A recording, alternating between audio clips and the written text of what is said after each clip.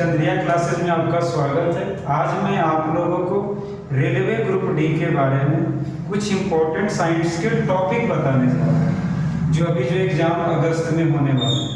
तो आपको अगर इन टॉपिकों को कर लेते हो तो इससे बाहर कुछ भी नहीं है।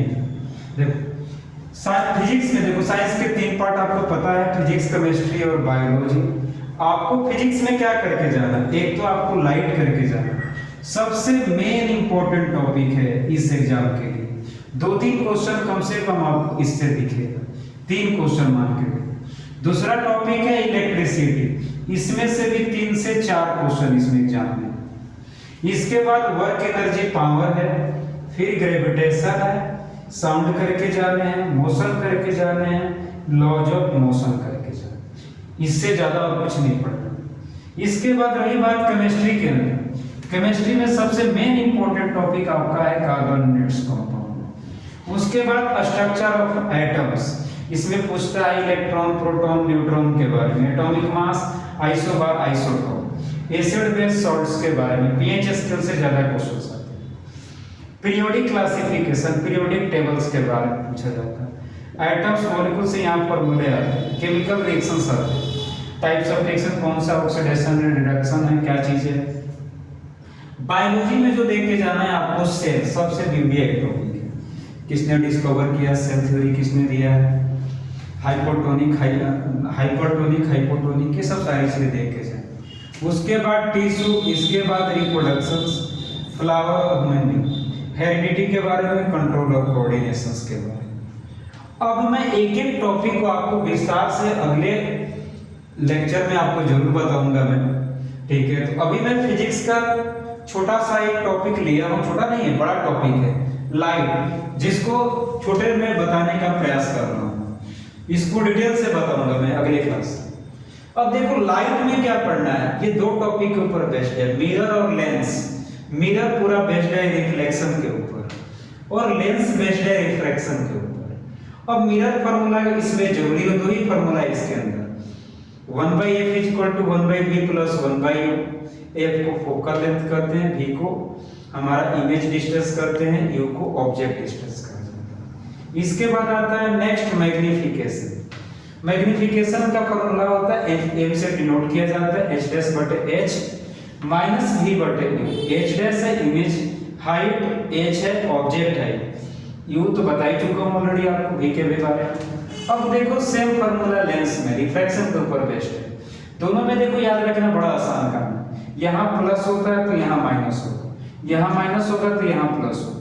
आपको दोनों फॉर्मूले याद नहीं करना, अगर मिरर याद है तो लेंस पता है, यहाँ प्लस माइनस, यहाँ माइनस प्लस होगा। इसके बाद जहां तक इमेज का सवाल है, ये 2 तरह के होते हैं, रियल इमेज और वर्चुअल इमेज। रियल इमेज क्या होता है, जिसको स्क्रीन पे ऑब्टेंड किया जा सकता है, और वर्चुअल इमेज जिसको स्क्रीन पे ऑब्टेंड नहीं किया जा सकता। रियल इमेज हमेशा इंवर्टेड होता है, उल्टा होता है, और ये वर्चुअल इमेज हमेशा इरेक्ट होती है। और रही बात कि हमें ये पूछा जाएगा कि मैग्निफिकेशन के बेसिस पे कैसे बताएं। अगर हमारा मैग्निफिकेशन नेगेटिव हुआ तो रियल, अगर मैग्निफिकेशन हमारा पॉजिटिव हुआ तो क्या हो जाएगा, वर्चुअल हो जाएगा। अब थोड़ा सा बातें कर रहा हूं आपके लिए प्लेन मिरर के बारे में। इसकी जो फोकस होती है इनफाइनाइट होती है। इसमें देखो किसी भी ऑब्जेक्ट को, अगर ये मिरर हमारे बेस एक साइड पेंट कर दिया, ये हमारा ऑब्जेक्ट है, और इमेज के लिए कम से कम 2 रे की जरूरत पड़ती है। एक रे हमारा सीधे लेंगे ये, और ये वापस आ जाए, इसलिए आती है लॉज ऑफ रिफ्लेक्शन के कारण। अगर जो रे नॉर्मल से आएगी वापस चली जाएगी, इस केस में आई आर दोनों ही 0। अब देखो जाने का पाथ तो ये है, रे पीछे तो जाएगी नहीं। दूसरा रे जो हम लेंगे हमारे पास इसके बेस से ही है। अब ये I = R को फॉलो करेगी और यहां से ये निकलेगी। एरो भी हमें ध्यान से देखना है। इसके पास अगर इसको पीछे बढ़ाया जाए तो पता चलता है कि इमेज यहां पे कट कर रही है। और ये हमेशा एक बात का ध्यान देना है बनाते वक्त कि इसमें इमेज पीछे बढ़ता है।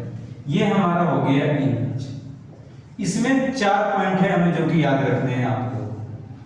अगले क्लास में इसका पीडीएफ दे दिया करो। देखो इसमें ध्यान क्या रखना है कि object distance is equal to image distance.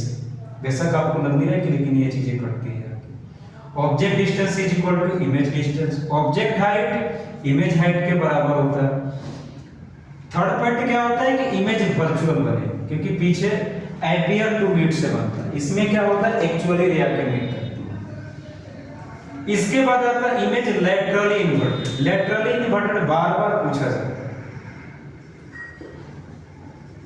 Laterally inverted, इसको हिंदी में कहते हैं पार्श्व प्रतिबिंब। इसमें देखो ये सिर्फ प्लेन मिरर में ही होता है, क्योंकि इसमें इमेज लेटरली इन्वर्टेड में क्या होता है कि left side image appear right, मतलब कि लेफ्ट साइड कहां दिखता है राइट में, राइट वाली लेफ्ट में दिखता है।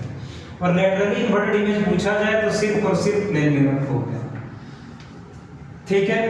अब इसके बाद एक बात ध्यान रखना कि इसका मैग्निफिकेशन +1, क्योंकि ऑब्जेक्ट हाइट इमेज हाइट दोनों क्या हो इक्वल। तो थैंक्स स्टूडेंट्स, बाद बाकी हम लोग अगले क्लास में मिलते हैं।